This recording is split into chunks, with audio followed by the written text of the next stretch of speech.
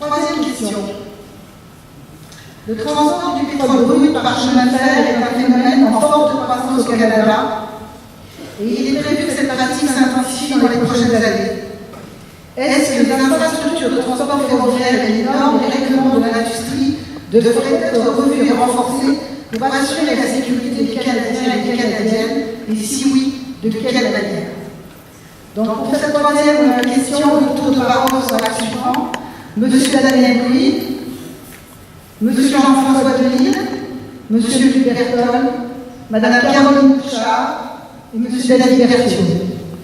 Donc si Monsieur Daniel Louis veut bien commencer. Il ne faut pas oublier qu'actuellement, si je regarde le parc de wagons et locomotives, des wagons plutôt, souvent les wagons n'appartiennent pas aux compagnies ferroviaires. Le CN, CP ont très peu de descendance. C'est plutôt les compagnies qui font le transport. Et souvent, les compagnies transportrices ont eux-mêmes leurs wagons. Alors quand on entend le CNCP dire qu'on va se débarrasser des descendances, ce n'est pas tout à fait vrai. Donc le cycle risque de prendre beaucoup de temps.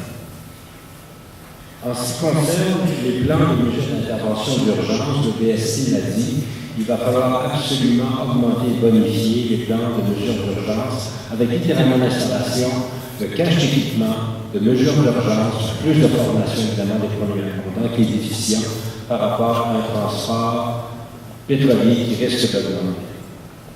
Aussi, il va falloir reconfigurer les passages de train dans des quartiers urbains. En plus du voie de contournement, on l'a vu à Mégantic, le pétrole s'est infiltré à Mégantic par en dessous, par le réseau d'aqueduc, par le réseau d'égouts. Alors il va falloir isoler le passage de convois dangereux dans les corridors pour que plus jamais des municipalités du Québec et du Canada soient contaminées par en dessous suite à un déversement de train.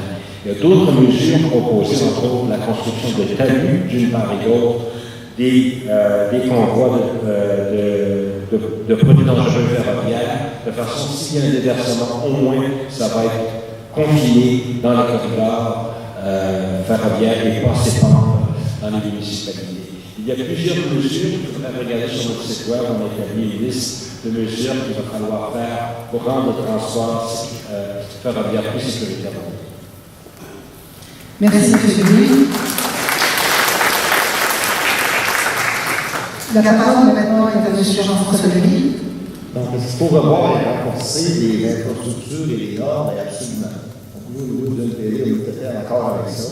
Le rôle du gouvernement, c'est de protéger la population. C'est une responsabilité essentielle qui a été abandonnée par les conservateurs. Le représentant des conservateurs a présenté que des choses qui ont été faites depuis la tragédie. Je comprends que des choses ont été faites, parce que les choses qui avaient été faites avant. Il y a des normes qui avaient été enlevées. Il y a beaucoup de choses qui existaient au niveau de l'inspection qui avaient été retirées. Le pétrole qui se transporte sur le voie ferroviaire, c'est en augmentation, et on dirait que le gouvernement n'a pas pris conscience. On n'a pris conscience non plus que ce qui se promène sur nos voies, ce n'est plus du bois, ce n'est plus du blé, c'est des matières qui sont dangereuses. Donc, nous, au niveau de l'UNPD, on a des engagements aussi par rapport à ça.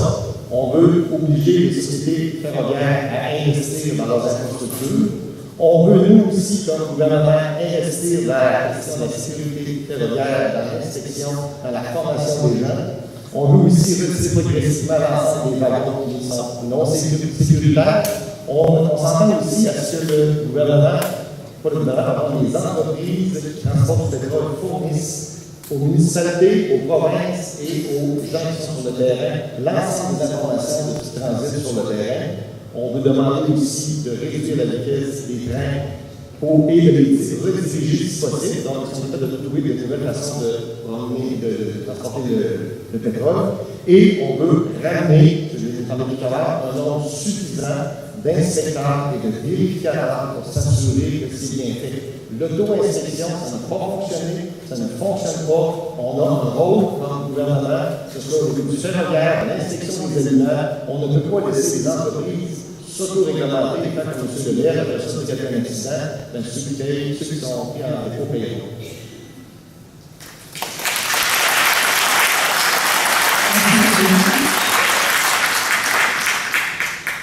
Monsieur Berthold, s'il vous plaît, à vous.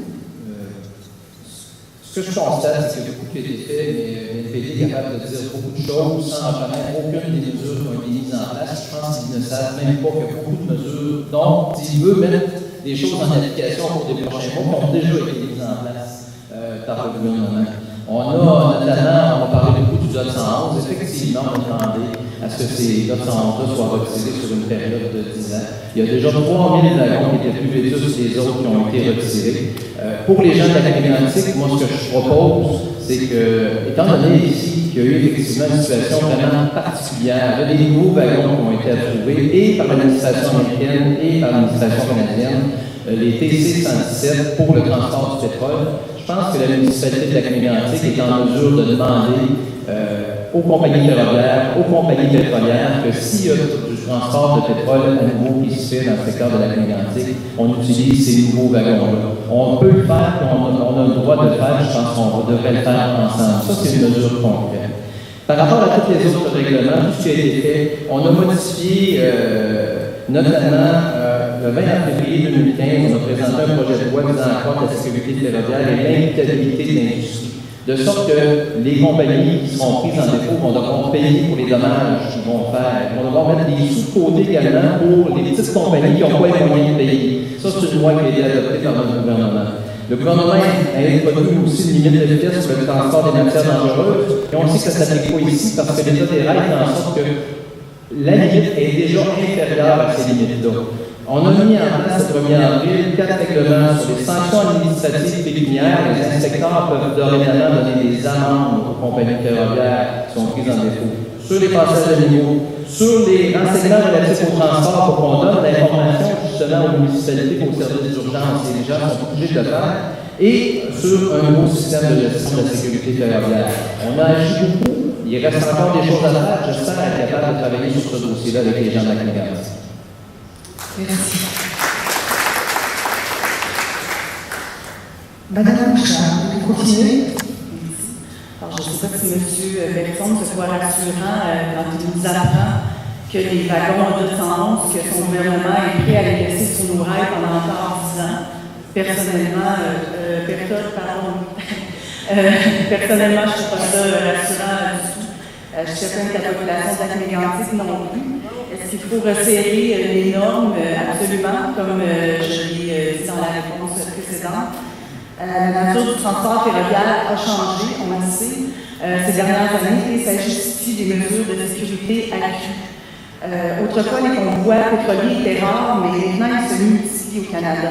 Ils sont passés de 500 wagons par année en 2009 à 140 000 en 2013. Alors, on peut appeler ça une explosion des convois. Il y a la nature du pétrole qui a changé, elle aussi.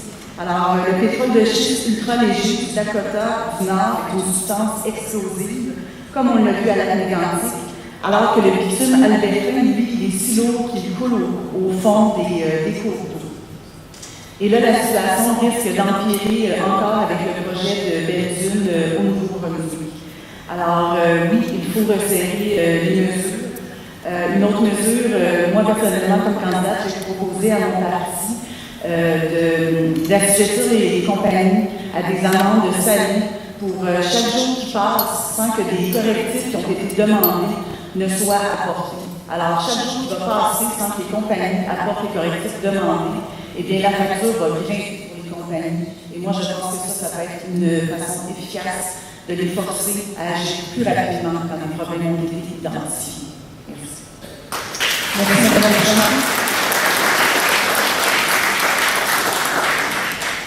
Monsieur Berthiaud, maintenant. En ce qui concerne les normes qui s'appliquent, je l'ai dit dans la réponse précédente, je pense qu'il y a un gros travail à faire. Il y a une culture, malheureusement, un peu de laisser-aller où les gens n'appliquaient pas nécessairement spécifiquement toutes les normes. Et on a un travail à faire sur les deux aspects. Sur revoir les normes et aussi s'assurer que les normes vont être appliquées et que les gens sont formés pour les respecter.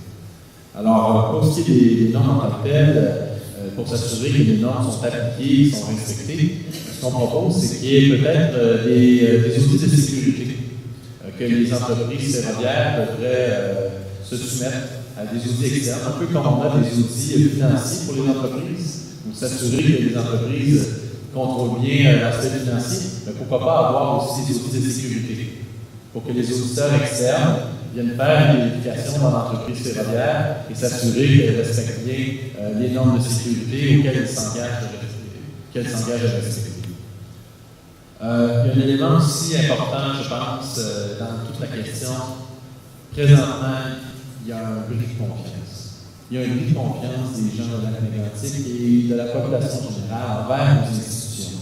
Transport Canada, BSC, les fonctionnaires de l'État. Il y a des personnes qui ont des expertises à l'intérieur de ces institutions-là, et pour l'instant, le lien de confiance est brisé. Et on doit travailler à rétablir ce lien de confiance. C'est en ouvrant les lignes, en étant plus transparent, en ayant un gouvernement qui est plus ouvert, qui permet d'avoir accès aux documents plus facilement pour les citoyens, on va pouvoir rétablir cette confiance. Sans ça, je ne crois pas que c'est possible de rétablir la confiance. Et la question aussi, on peut se demander, est-ce qu'il est possible de rétablir la confiance avec le gouvernement actuel? Moi, je peux pas vous poser cette question. Merci.